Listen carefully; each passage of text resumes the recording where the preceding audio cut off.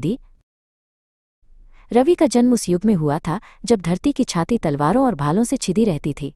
उसका शरीर गठीला था, भुजाओं में लोहे की शक्ति थी और आंखों में अपने राज्य के लिए अभिमान की ज्वाला। उसे सिखाया गया था कि सीमा के उस पार रहने वाले सभी लोग शत्रु हैं, उनकी भाषा, उनके देवता, उनके रीति रिवाज सब घृणा के योग्य हैं। और रवि ने इस पर विश्वास किया। वो युद्ध के मैदान में एक बवंडर की तरह लड़ता था, उसका हर प्रहार एक जीवन समाप्त कर देता था।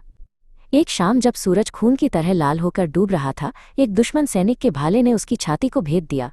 गिरते हुए उसकी आंखों ने अपने हत्यारे की आंखों को देखा। उन आंखों में वही भय, वही आश्चर्य और वही प्रश्न था जो शायद रवि की अपनी आंखों में था। क्यों?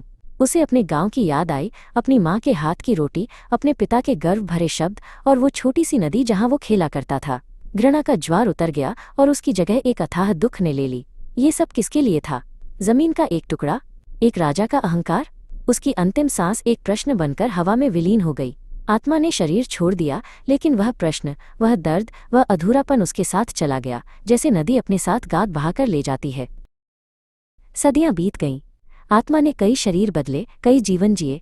वो मध्य एशिया के एक व्यस्त बाजार में अहमद नाम का एक व्यापारी बना। उसकी दुनिया मुनाफे और सौदों के इर्द गिर्द घूमती थी। उसने कारवां के साथ रेगिस्तान पार किए, रेशम और मसालों का व्यापार किया, लेकिन यहाँ भी हिंसा ने उसका पीछा नहीं छोड़ा। एक दिन डाकुओं के एक गिरोह ने उसके कारवां पर हमला कर दिया, जो वास्तव में एक प्रतिस्पर्धी व्यापारी के भेजे हुए लोग थे। जब एक तलवार ने उसकी जान ली तो अहमद को वही पुराना आश्चर्य महसूस हुआ। सोने के कुछ सिक्कों के लिए एक जीवन का अंत। उसकी आत्मा फिर से मुक्त हो गई। अब उस पर लालच का एक और दाग था, एक और अधूरी कहानी। फिर उसका जन्म चीन के एक शांत मठ में ली के रूप में हुआ। वो एक विद्वान बना जिसने अपना जीवन प्राचीन ग्रंथों और दर्शन को समझने में लगा दिया। उसने पढ़ा कि ब्रह्मांड एक है, सभी प्राणी एक ही धागे से जुड़े हुए हैं। उसे लगा कि उसे अंततः शांति मिल गई है। लेकिन बाहर की दुनिया में सम्राटों के बीच युद्ध छिड़ गया। एक दिन दुश्मन सेना ने उसके मठ को जला दिया। जैसे ही आग की लपटों ने उन अनमोल पांडुलिपियों को निगला जिन्हें वो बचाने की कोशिश कर रहा था, ली को एहसास हुआ कि ज्ञान भी घृणा की आग को नहीं बुझा सकता। जलते हुए मठ में उसका दम घुट गया। उसकी आत्मा में इस बार ज्ञान के अधूरेपन का धुआं भर गया। 20वीं सदी का भारत। इस बार आत्मा ने एक स्त्री का शरीर धारण किया जिसका नाम मीरा था। उसने विभाजन की विभीषिका को अपनी आंखों से देखा। जिस गली में वो पली बढ़ी थी, वो अब धर्म के नाम पर नफरत की आग में जल रही थी। उसने अपने पति और अपने छोटे बेटे को उस पागलपन में खो दिया। दुख का सागर इतना गहरा था कि वो उसमें डूब सकती थी। कई दिनों तक वो पत्थर की मूर्ति बनी रही, लेकिन फिर एक रात जब वो अपने खाली घर में बैठी थी, उसे अपने बेटे का हंसता हुआ चेहरा याद आया। उसे रवि का अंतिम प्रश्न याद आया, अहमद का आश्चर्य, ली की निराशा। सदियों का दर्द एक साथ उसकी चेतना में उमड़ पड़ा। उसे समझ आया कि घृणा का जवाब घृणा नहीं हो सकती। वो उस दर्द को और आगे नहीं बढ़ाएगी। अगले दिन मीरा शरणार्थी शिविर में गई। उसने उन बच्चों को गले लगाया जिन्होंने अपने माता पिता को खो दिया था, चाहे वे किसी भी धर्म के हों। उसने भूखों को खाना खिलाया, घायलों की मरहम पट्टी की। उसकी आंखों में अब घृणा नहीं बल्कि एक गहरी करुणा थी। उसने अपने दुख को सेवा में बदल दिया। वो बदला नहीं बल्कि शांति की प्रतीक बन गई।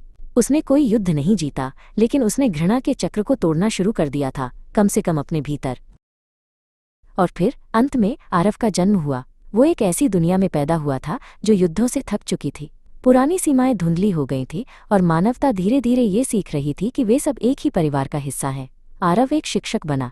उसे अपने पिछले जन्मों की कोई स्पष्ट स्मृति नहीं थी, लेकिन उसके भीतर एक गहरी समझ थी। जब वो इतिहास पढ़ाता तो वो राजाओं और युद्धों की कहानियां नहीं बल्कि आम लोगों के दुख और आशा की कहानियां सुनाता। वो अपने छात्रों को बताता कि हर चेहरा जिसे वे देखते हैं, हर हाथ जिसे वे थामते हैं, वो एक ब्रह्मांड है जिसमें अनगिनत कहानियां हैं। एक दिन वो अपनी कक्षा को एक संग्रहालय में ले गया। एक पुराने हिस्से में एक प्राचीन भाला एक कांच के बक्से में रखा था। आरव ने उसे देखा और एक पल के लिए उसे अपनी छाती में एक पुराना भूला हुआ दर्द महसूस हुआ। उसने अपनी आंखें बंद की और उसे एक युद्ध का मैदान, एक रेगिस्तान, एक जलता हुआ मठ और एक शरणार्थी शिविर दिखाई दिया। ये सिर्फ यादें नहीं थीं, ये सबक थे। उसने अपनी आंखें खोलीं और अपने चारों ओर देख रहे विभिन्न जातियों और संस्कृतियों के बच्चों को देखा। वे सब एक साथ खड़े थे, जिज्ञासा और आश्चर्य से भरे हुए। आरव मुस्कुराया। यात्रा लंबी थी, नदी कई घाटियों से होकर बही थी, लेकिन अंत में वो शांति के सागर में मिल रही थी। चक्र पूरा हो रहा था।